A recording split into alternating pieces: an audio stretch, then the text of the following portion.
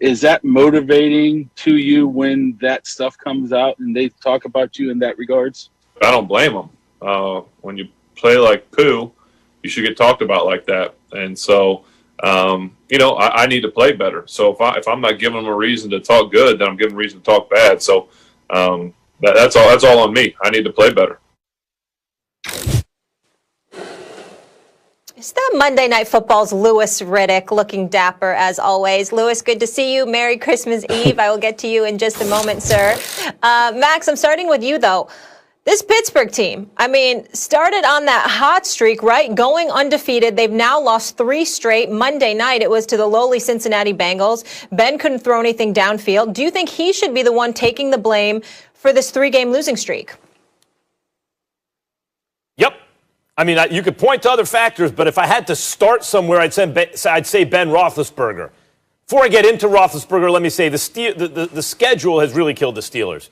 They had to take their bye early. They missed their mini bye. They didn't get to host a Thursday night game at home. They played 3 games in 13 days just as the schedule got tough. All those things are true, and it conspired to make them look worse at this moment than they really are. However, I could point to 3 things that really have held them back recently, and it starts with Ben Roethlisberger not being able to throw the ball down the field.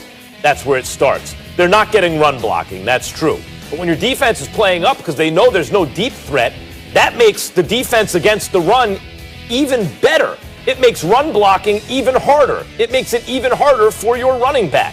And then when you combine that with play calling that, let's just say it's predictable. Like if I'm sitting at home and I know what the Steelers are going to run, pass, then that means the defense knows too. But it starts, all that cascading effect starts with the fact that they have a quarterback who really doesn't get the ball down the field anymore. And by the way, the fact that he comes up and says what he says, like Carson Wentz, who sometimes people compare to Roethlisberger, take notes. That's how you do it. I play bad. Of course people are talking bad about me. Like he owns it. And he's done an amazing job for a 38-year-old coming back off a catastrophic injury, playing as well as he had, changing his style of play, not holding the ball and using his physical strength and everything and moving around in the pocket, just getting rid of the ball quickly and compensating for a loss of arm strength and also probably for durability issues. He's smart, being 38 now. But that doesn't absolve him, or it does, if you're pointing to who is to blame, where does it start? You got a quarterback with there's no vertical passing threat. That's where it starts. Yeah, I think where this really starts fundamentally is from a physicality standpoint, the offensive line has been in a state of transition right from the very get-go during the regular season. They've had issues at right tackle. They've had issues at left guard. And then fundamentally, they just don't have the same kind of commitment, or they haven't had the same kind of commitment to running the football, because when you're not gaining 4+ carrying the ball, what happens is offensive coordinators tend to shy away from the passing game. Quarterbacks tend to shy away from the running game. Quarterbacks tend to audible away from the running game, and it winds up becoming a one-dimensional type of scenario where they wind up throwing the football. Has the short passing game, the catch and run game, been a big part of their offense this year? Yeah. Why? Because of issues with pass protection, so they start to throw the ball short because they don't want to get the quarterback hit. Now, as they know that teams start to then kind of come down and suffocate the passing game, what happens? Because, then they have to start taking some shots down the field, and admittedly, especially over the past couple of weeks, and especially on Monday night, Ben hasn't hit some of those deep shots, although they have been there. They have the people to get down the football field, but they have missed them. But if you really want to lay blame at what is going on with this offense in particular, it started all the way back in the beginning of the season with the offensive line just not being characteristic of the same types of lines that they have had in the past.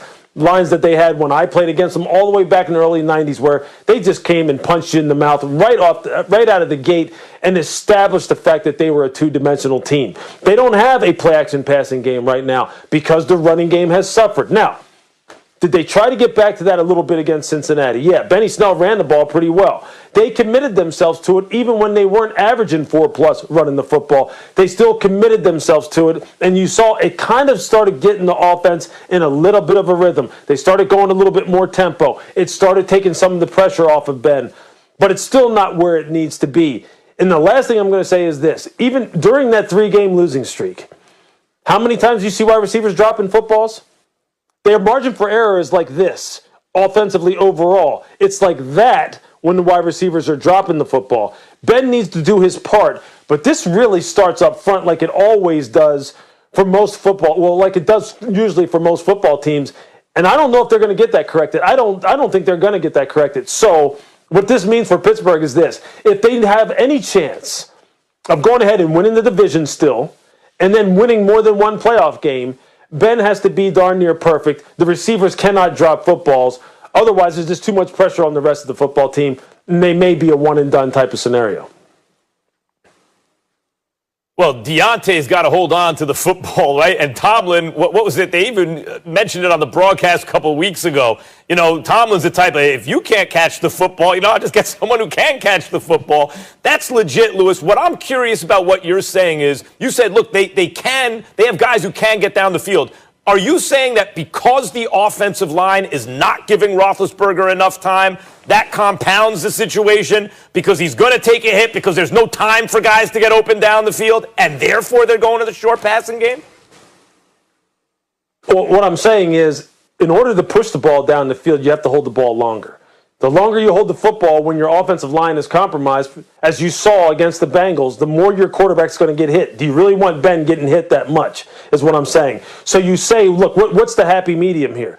Well, let's go with more 3-5-step, get the ball quick, get it into the hands of these wide receivers so they can catch and run. That was working for them to the tune of 11-0. All right, that was working. But then what happens is, if teams know you have to get the ball out fast because you're afraid of your quarterback getting hit, corners are going to start creeping forward. They're going to start sitting on your short and intermediate game, and then they start suffocating that too. Jumping routes, yeah. So then Ben hasn't had a whole lot of reps throwing the ball down the field. So then when they ask him to do it, he's missing guys. I mean, he missed them on Monday night. They had multiple shots Monday night, and he just flat out missed them. And then there was other times where he was trying to push the ball down the field, and he was getting rocked. So they're in a bad spot right now. There's no question about it. They're in a bad spot.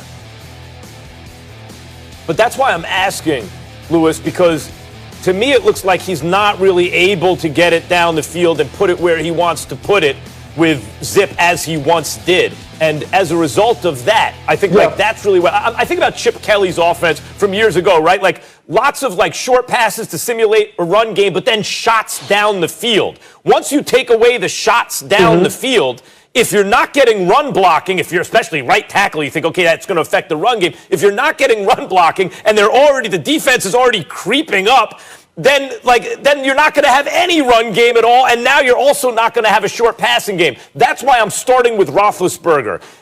Are you saying that he actually could be a vertical passing threat if he had better blocking up front? Well, I'm saying that it would probably be a little bit more competent. I'm not taking anything away from your assertion that he hasn't been accurate down the field. I mean, we see that. It's been a problem. He has missed some of those shots. He's also hit some here early in the season. Thinking back to the Philadelphia game where Chase Claypool went crazy. He had some nice deep balls, plus 20, plus 25-yard throws there. It's just the consistency with which he's able to do this. What I'm saying, though, is this. When the offensive line is suffering, and then you go away from the running game, that takes away, especially on first and second down, your play-action passing game because teams don't honor it.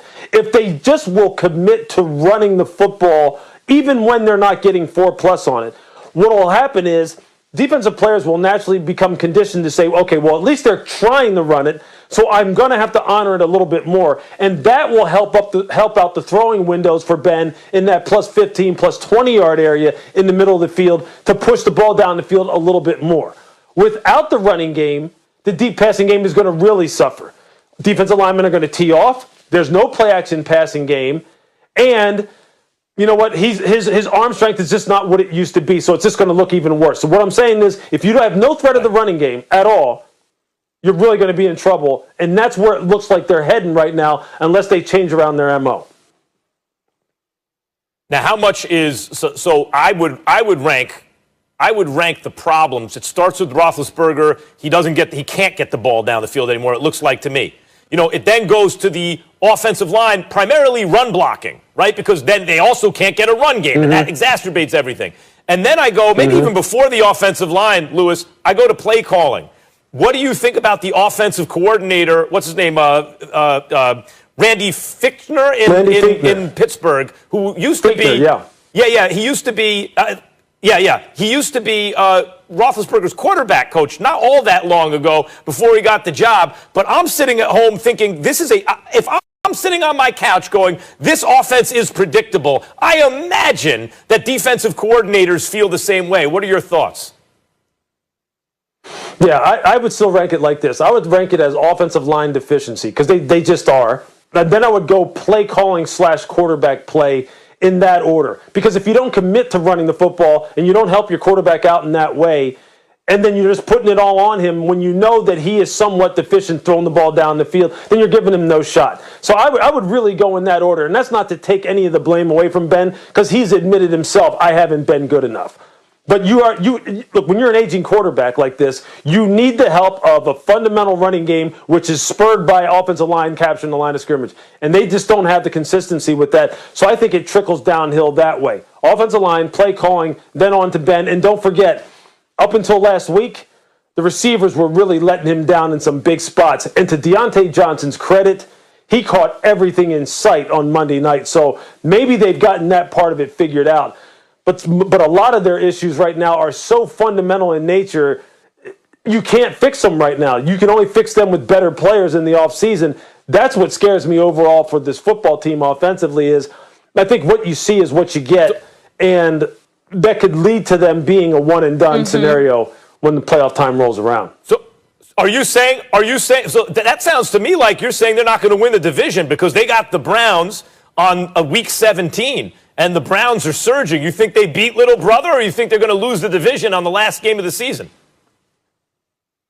Yeah, that's you know what? That's a toss-up, man, because that's going to be a super, super emotional game. I think Pittsburgh finds a way to pull that out, but that could go either way because I'm a believer in the Browns. I think they have turned the corner. No question. Opposite trajectory here of the Steelers. Lewis, why we have you, when we come back, we need to get into one of your former divisions.